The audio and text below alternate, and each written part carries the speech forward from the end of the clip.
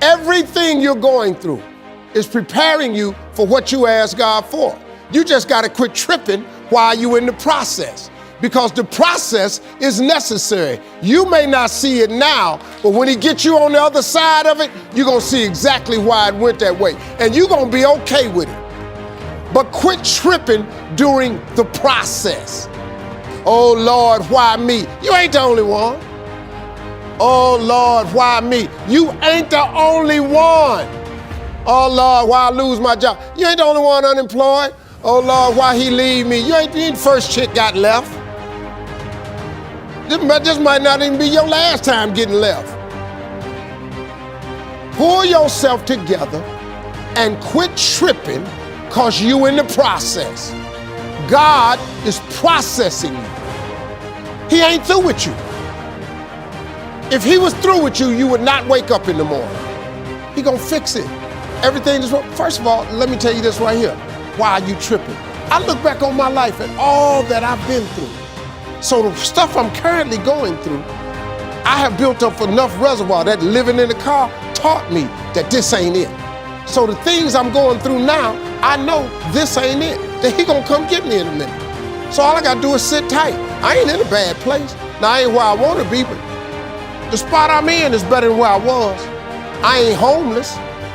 So what I'm going through right now, y'all don't know, I got some challenges. People think when you get famous or rich that your problems is over. Oh, they got a whole new set of them for you. They got some stuff you ain't seen. Biggie wrote a song, said one time, more money, more problems. I gotta tell you something, that boy would never lie. But I'll tell you the truth right now. The problems I got right now, I take them. Because the problems I had when I was homeless, I don't want them. See, money gonna change your life a little bit, folks. All of you gonna get more. But you gotta ask for it. It's like this young lady said. I said, you have not because you ask not. Listen to me. The Bible says you have not because you ask not. It didn't say you have not because you don't make enough. It didn't say you have not because your credit ain't straight. It simply say you have not because you ask not. But you don't ask because you ain't got that together. When you ask God for something, quit tripping. He got it from him. Well, Lord, if I could just stay with him a little bit longer. Maybe you don't need him. Maybe he the reason you ain't got nothing now. Well, I don't want to leave him because I've been with him 8 years. Well, hold up, whoa. You want 8 more years of this? Let his monkey ass go. But now, God can't give you what you want because you want to hold on to what you got.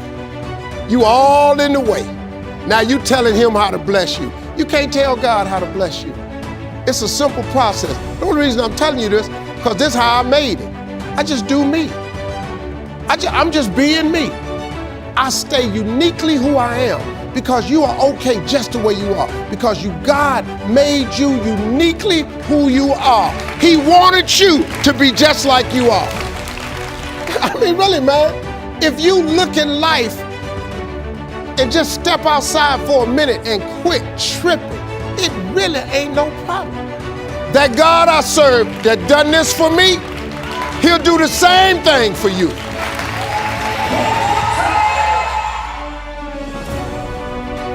Get off of Instagram and Snap and get off all these blogs and get into something that can really, really move your life forward. It's really not important what the majority of people that are blogging are saying. As a matter of fact, bloggers are not relevant people, they're not shakers and movers, and they're not decision makers, and they're not power brokers. So when you spend so much time in the blog world, the Instagram world, the chat world, all of this, you're wasting valuable time. If I was young and I had what you have, and you're the brightest group of young people that have come along in a long time, man. Millennials are absolutely brilliant because you all have technology. I had no technology growing up, nothing. You couldn't download a book. You had to go to the library, go to the card catalog, pull it open, find the book, find the number, go get on the elevator, go to the row, find the number book, get the book, and hope somebody ain't told a page out that you want to read. That's what it used to be. When my mom and them finally got the money together to help us educate ourselves, they bought an encyclopedia set, Britannica, Funkin' Wagner, and everything you wanted to know was in that encyclopedia, and that's all you could know. If you want to look up something about elephant, and they had 2 pages on elephants, that was what your knew about an elephant. Y'all got Google. You can Google anything. You all have stuff at your fingertips that can make you great. But if you could combine your technology with your parents and your grandparents' work ethic, you could be rich. You could be rich, man. But you cannot erase the work ethic part. There is no getting around. Ain't no elevator to the top. You got to take the stairs. The elevator don't go to the top, man. Not in the world of success. You got to take the stairs. Y'all got to start getting gritty, man. I hate it when I see young people wasting their time, wasting all this technology got, just sitting around in this world that's been created for you, that everything is instant. I was arguing with my son the other day. We're having a debate. I thought, man, I'm finally sitting with one of my sons having a healthy debate.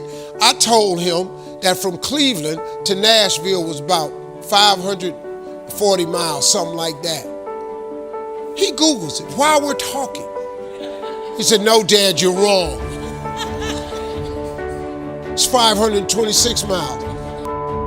I said 540. It's amazing, man, how you rely on technology and it's a help to you. But young people, you got to get gritty, man. You got to develop some dog in you. You got to understand that success, you can't Google success. Go Google it. You can't Google it, man. I got something else for you. Because I've lived so long and I've been exposed to so many things. I've seen stuff hopefully you'll never see. And I've seen some things I hope one day you do see. But go Google exposure. It ain't gonna take you nowhere. I've been around the world, man, because I've traveled it. But I traveled it because I've made myself uncomfortable. I have a life of convenience now. But in order to get the life of convenience, you gotta have a very uncomfortable life. You got to get comfortable being uncomfortable. Stop trying to do everything the short way. Stop trying to figure out the easy way, because it ain't gonna happen. I got news for you, man. It's not happening, young people. You got to get messed up sometime. You got to get dirty. You got to get your feelings hurt. You got to get disappointed. You got to get told no. You're going to ask somebody for some money. He going to tell you no. But at least then, when I see somebody trying and I tell them no, I try to at least give them something else. See, I'm not going to hand you a fish sandwich. I'll teach you how to fish. But I'm not giving you a fish sandwich. You can forget that. I was miserable in my life. I didn't like waking up. I ain't have no purpose. I ain't know what I was supposed to be doing. On October 8th, 1985, I walked in a comedy club for the first time. Signed up for the following week. The following week, a girl took me down there. She said, you got to go to comedy club. You the funniest person I've ever met. I never even heard of comedy clubs. I'm 27. I walked in the comedy club. I signed up for the following week. I'm gonna sit here and learn. I knew I was funny, I just didn't know what to do with it. They had 10 acts go up. 9 of them went up. I didn't laugh at one joke. I was just sitting there just, man, I wish that was me. Man, they should have said this. Every joke they told, I knew the punchline before they said it, and I wrote a better punchline in my mind, what they should have said. It got to guy number 10, they called his name, he wasn't there. They said, well, he's not here, we're gonna go to next week's list. Steve Harvey, where are you? Long story short, I won amateur night that night. I won $50. It was a 45-minute drive to my house with this girl named Gladys. I cried 45 minutes. She said, what you crying for? It ain't but $50. I said, no, you don't even understand. I was born tonight. I now know what I'm supposed to do. I went to work the next day, October 9th, and quit my job. With $50, I had nothing. I just never gave up. I'm gonna tell you something. That decision cost me everything I had. I lost everything. I lost my family. I lost friends. I lost everything. I became homeless. I lived in a car for 3 years. But I just saw this, I saw this vision. I just pursued it. I said, wow, that's it. You have to take chances in life. Life is about risk. If you play it safe in life, you ain't gonna have much of a life. If you play it safe, you won't have much of a life. Life is risk. It takes courage to pursue your dream. Now, it's gonna cost you something. Most people are not willing to pay what it costs to go after your dream, because you're gonna have to hurt a little bit. And most people don't like being uncomfortable. If you don't wanna be uncomfortable, please do not pursue success, because success is a very uncomfortable feeling. And I just learned to be comfortable being uncomfortable. Life is hard. See, for every time you have a plan, a dream, an aspiration, or a goal, do you know what happens every time you have one of those? This thing comes along called life. It happens to everybody. Life has disappointments. It got peaks and valleys. You're gonna lose somebody you care about one day. That's a valley. Somebody gonna close the plant you thought was gonna stay open so you could retire. That's a valley. Somebody gonna fire you for an unjust cause. That's a valley. The people that got your credit card gonna sell their company, gonna sell their business to another credit card company. Your 18% go up to 26%. You don't even know why now your minimum didn't change. Cause it's life. You can stop thinking that life fitting to be easy, cause I got news for you, it ain't. That's a false hope to think you're gonna have a wonderfully carefree life. That's unthinkable. We all live in this bubble. What you gotta do, you gotta put more air in your bubble. You got to blow your bubble up. Expand yourself. Take yourself out your comfort zone. Do not live in your bubble. Put some more air in your bubble. If you stay in your comfort zone, that's where you will fail. You will fail in your comfort zone. Success is not a comfortable procedure. It is a very uncomfortable thing to attempt. So you got to get comfortable being uncomfortable if you ever want to be successful. Start putting some pressure on. Put some pressure on yourself. Get out here and get about it. Look, I'd love to sugarcoat this thing for you. I'd love to tell you, look, you can go out here and get rich, do a couple of things. That ain't happening. You got to get real doggish. You got to get downright funky if you want to make it. Now, like I was telling you before, if you want to be ordinary, you ain't even got to listen to me. Just go on about your business. If you think ordinary is cool, ain't no problem. It's some really, really wonderful ordinary people. But if you are sitting in this room and you have extraordinary aspirations, then you're going to have to do extra. You put extra on top of ordinary and you come up with extraordinary. It's no other way. I'm sorry, but here's the fact. All of you have extraordinary capabilities. All of you. You have to decide if you are willing to do the things to put you in that category.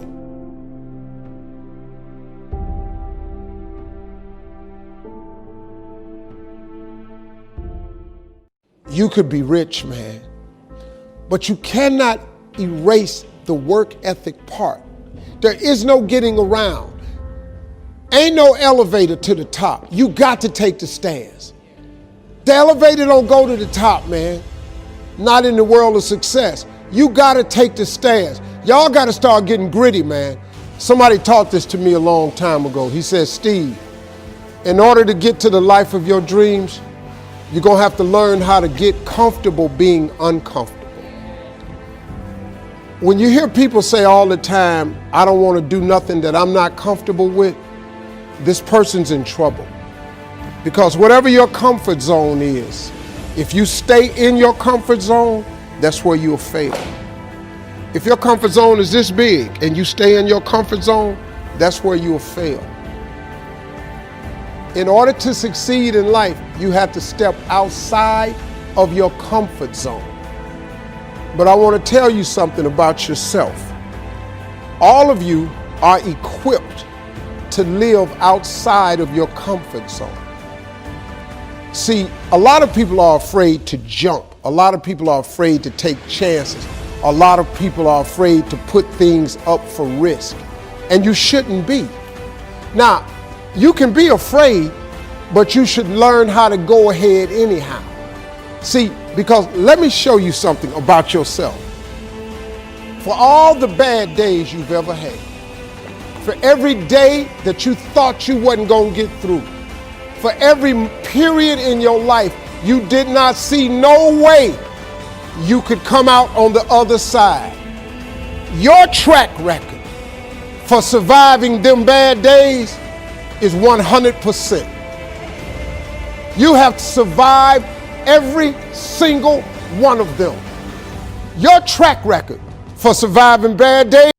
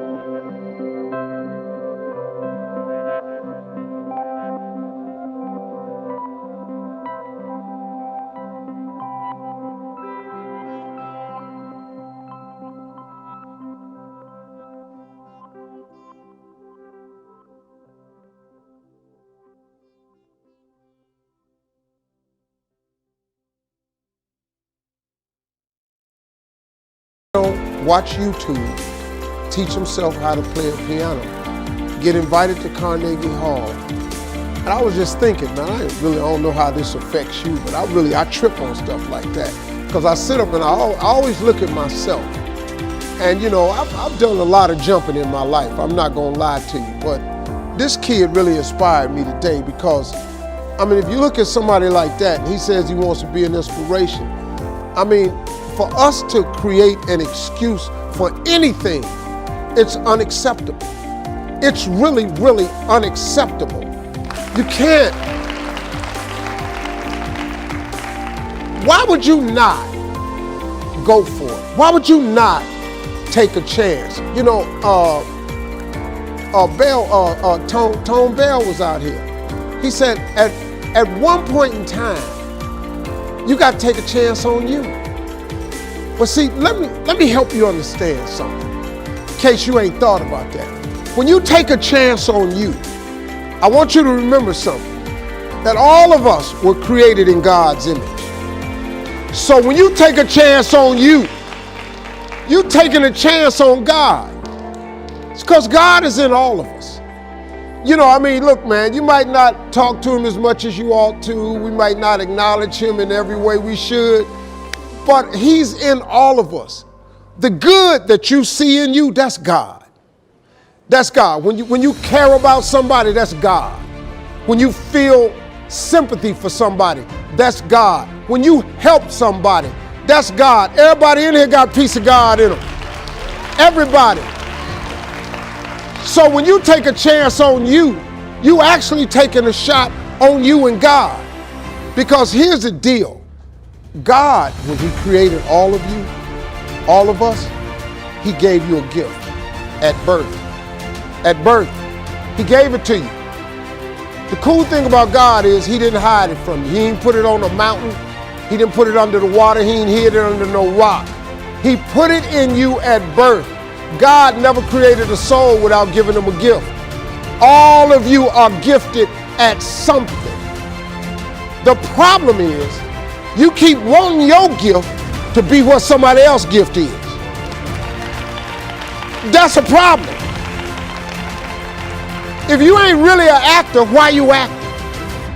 If you really can only sing at the church, why you out here trying to be a singer? If you really don't really produce music, why you out here trying to, you really not a rapper. You steady rapping. You 34, ain't nobody found you yet. You feel me? All of you have a gift. You just gotta quit wanting your gift to be somebody else's gift. Identify your own gift, because you already have it. Here's the way you identify your gift. Your gift is the thing that you do the absolute best with the least amount of effort. That is your God-given gift. That's it. When I had hair, the dude that gave me my first haircut in Texas, you know how much he charged me for my haircut? $10. Do you know when he came out on the road with me on the Kings of Comedy and did the Steve Harvey show, do you know how much he was making per haircut? $1,500 a haircut. You know how many haircuts I got a week? 4 haircuts a week. This dude made $6,000 a week cutting hair. You know what he do? He cut hair. When I went bald, he damn near killed himself. But you know what he did? He went back to what he do. Now guess what he got? He got 4 salons in Texas and 2 barber colleges. You know what he make? $6 million a year. You know what he do? He cut hair. That's all he do. Listen to me. Y'all got a gift that God gave to you at birth. If I was you, I would do that gift before you mess around and leave this world, because your gift will make room for you. You'll be the happiest you've ever been, and you'll make the most money you ever made. I dare you to try it. That's a promise God made. Thank y'all. Listen to me. Rich people think differently. So what I'm going to put in your head today is a rich people concept, so you can get to understand it. The only difference between successful people and not is just how they think. Rich people think different. Quit letting people tell you you got to get qualified in another program. You don't need another program to be successful. You need to change the way you think. So here's the deal. The problem with becoming a millionaire is that when you decide that you want to be a millionaire, you immediately start thinking, how can I become a millionaire? Well, that thought don't just pop into your head, so you get frustrated and you don't become a millionaire. And you start creating stuff like, well, I guess this wasn't the Lord's will, or as soon as I think of how I'm gonna make $1 million. You can't think of how to make $1 million. Stop. Do you know if you knew how to make $1 million, what's today, Tuesday? Wouldn't you make it by Friday? Would not you make it by Friday? But suppose I told you how you can become a millionaire with what you have. Because here's the deal. All of you have everything it takes to become rich. You just don't believe it. Now, if you can develop this theory that I'm about to share with you, I have the way for you to be rich. This is it. First of all of you have a gift. God gave it to you when he created you. God never created a single soul without giving them a gift. That's the God that created you. He's a very smart guy. Here's the cold thing. When he made you, he put the gift inside you. He didn't hide it under the ocean. It ain't on the mountain nowhere. It ain't under no rocks. You ain't got to go drilling. God put what you needed inside of you at birth. All of you have a gift. But you have got to do your gift. The thing God gave you at birth to do. It is the thing that you do the absolute best with the least amount of effort. That's your gift. Anything else you doing, you wasting your time. Do you hear me? You wasting your time. If when the alarm clock goes off in the morning and it makes you sick every morning that alarm go off, it's because you ain't doing your gift. You're going against what God created you to be. Do most of you know what your gift is? Who in here doesn't know their gift yet? Okay, let me tell you what you do. Go home today. Don't talk to nobody. Sit down and have one conversation with yourself. What is the thing that I do the absolute best with the least amount of effort? This ain't gonna take you long. You old enough, you grown. Write it down. I don't care if it's networking. I don't care if it's babysitting. I don't care if it's doing color. I don't care if it's painting. Whatever it is, it's what you do. Sing it. Whatever you do the best, write it down. That's your gift. That's it. You ain't got to go asking a bunch of people. They've been telling you your whole life. You know, you ever have people call you with their problems? They always call you with your problem because you gifted at it. But you didn't know how to identify it. If you identify your gift. Now, let me ask you this question. This thing that you're gifted at, if you did it for somebody, do you think somebody would pay you $10 for your gift? Just $10. Could you babysit for $10? Could you cut somebody's hair for $10? Could you cut their grass for $10? Could you make them a chicken dinner for $10? Could you do something for $10? Everybody. Don't you have something somebody will give you $10 for? Okay, now, once you have something that somebody's willing to pay you $10 for, this is how this works. It's called the multiples of 10. See, you don't have to figure out how to be a millionaire. You just got to figure out the thing that makes you $10. So now here we go. You do it and you make $10. Soon as they pay you the 10, go do it 10 more times. Whatever it was. Watch some more kids, 10 more times. Get another 10, you got $100. When you get $100, whatever you did to make that $100, listen to me, do it 10 more times. You ain't got to get tricky with it. Just do it 10 more times. You'd have made $1,000. Whatever you did to make the $1,000, don't get smart. Stay stupid now. Do it 10 more times. You have now made $10,000. Hold up. Now we finna grow a little bit, but guess what you got to do to grow? You just got to do some more. Whatever you made $10,000 doing, I need you to do it 10 more times. What you tripping for?